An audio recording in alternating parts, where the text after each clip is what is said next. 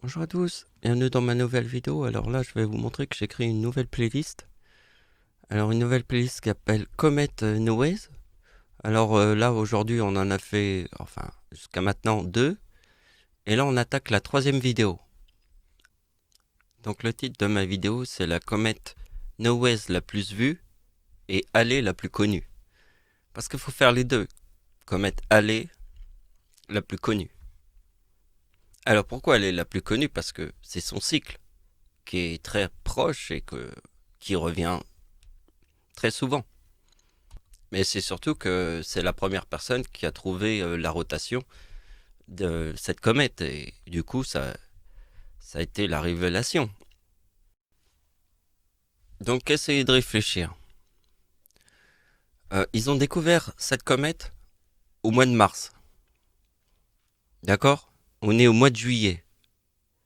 Moi, j'ai découvert cette comète il y a 3 jours. D'accord? Donc, on a fait 3 vidéos. Donc, vous avez vu?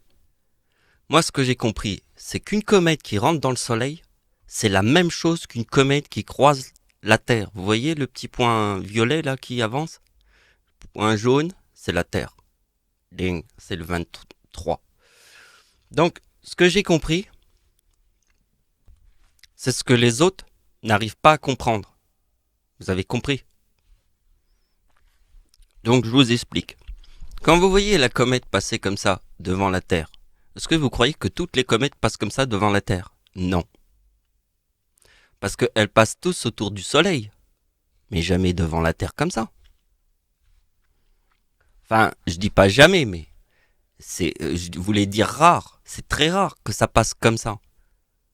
Donc, vous voyez que ce qui était très important, c'est une comète qui rentre dans le Soleil et une comète qui croise la Terre en même temps que le Covid-19, en même temps que tout ce que les anciens disaient quand ils disaient qu'à l'époque, les comètes amenaient des pandémies. Mais tout le monde disait, mais les anciens, ils étaient débiles. Eh bien, c'est nous les vrais débiles et qui n'avaient rien compris. Déjà, la gématrie des mots qu'on utilise dans mes mathématiques, vous avez compris, ce sont les anciens, ils n'avaient aucun télescope, ils n'avaient rien, mais ils avaient tout compris de l'univers. Parce qu'ils avaient compris l'univers, ils étaient dans les mots. Puisqu'ils n'avaient pas de télescope, puisqu'ils n'avaient rien, ils avaient que des mots. Et les mots, c'est plus puissant que les télescopes de la NASA, c'est plus puissant que tout le matériel de la Terre. Parce que ça vient du Moyen Âge. Et ce que les gens de notre époque comprennent pas, c'est que la gématrie des mots vient des anciens, qui connaissaient tout de notre système solaire, sans télescope. Pourquoi on trouve ça plus beau je sais pas, quand on regarde un vieux village ancien, bien fleuri, tout ça, c'est plus joli que des structures totalement en béton. Ce qui est ancien, ça vient des mots. Les mots sont anciens. Par exemple, le mot comète, c'est 61. 61, c'est dans le mot comète. Donc vous voyez que ma date de naissance forme le mot croix et éclipse. Vous voyez, et comme par hasard, il y a une éclipse sur ma date de naissance avec le mot croix et éclipse. Vous voyez que l'ombre est à 100% au-dessus des plages du débarquement et ma grand-mère forme le 44 puisque les plages du débarquement c'était en 1944, l'ombre de l'éclipse. Vous voyez que même si vous regardez la date du 6 juin, les plages du débarquement en Normandie, vous retrouvez ma date de naissance ici et là. Donc les mots ont un sens.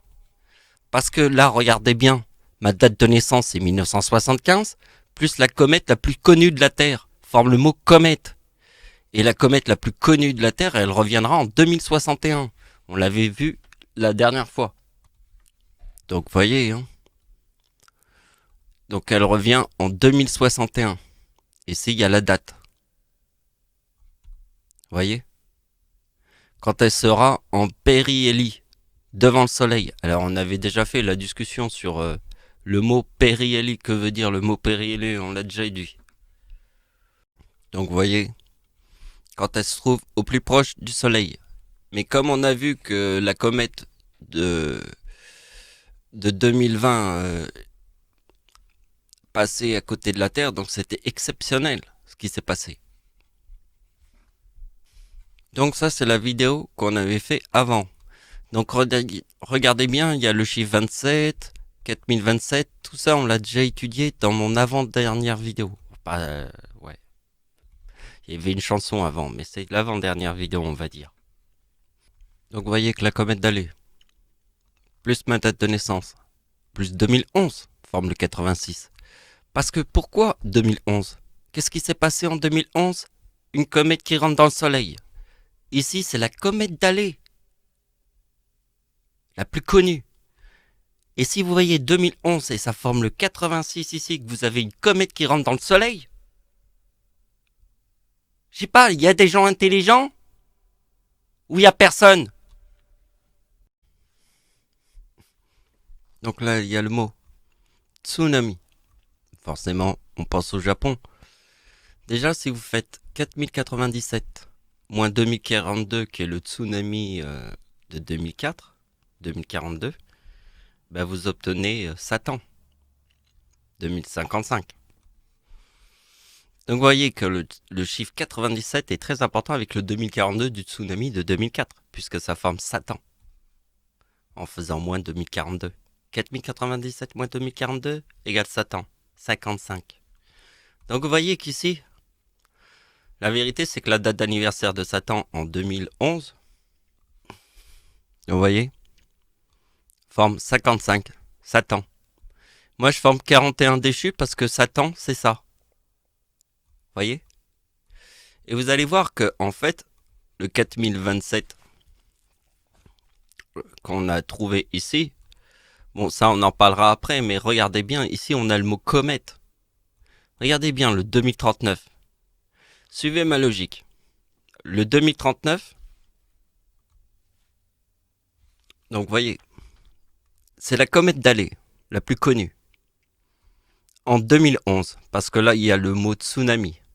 D'accord ? Et on voit qu'ici il y a le 86 et qu'avec ma date de naissance ça forme ça. Ici il y a le 2022.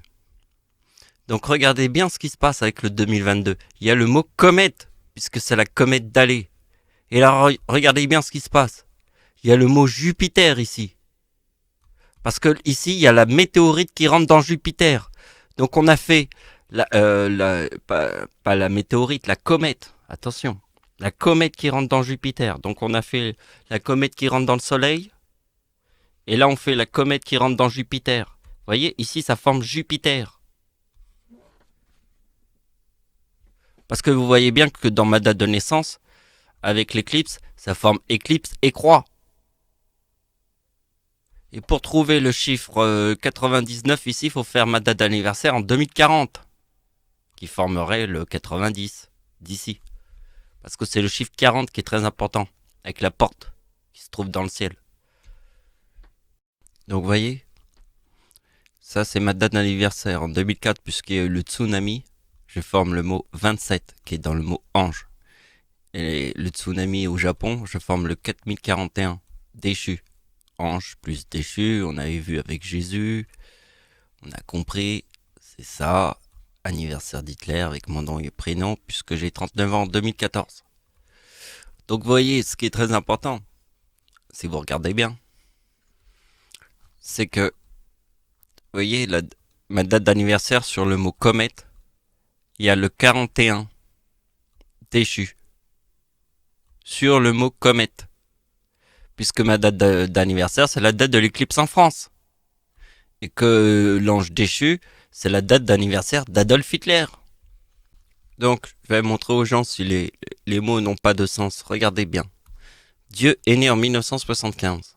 Vous mettez le mot Japon, ça donne le 2031, et la date d'anniversaire de la bombe atomique forme le 45, puisque la bombe atomique est tombée en 1945.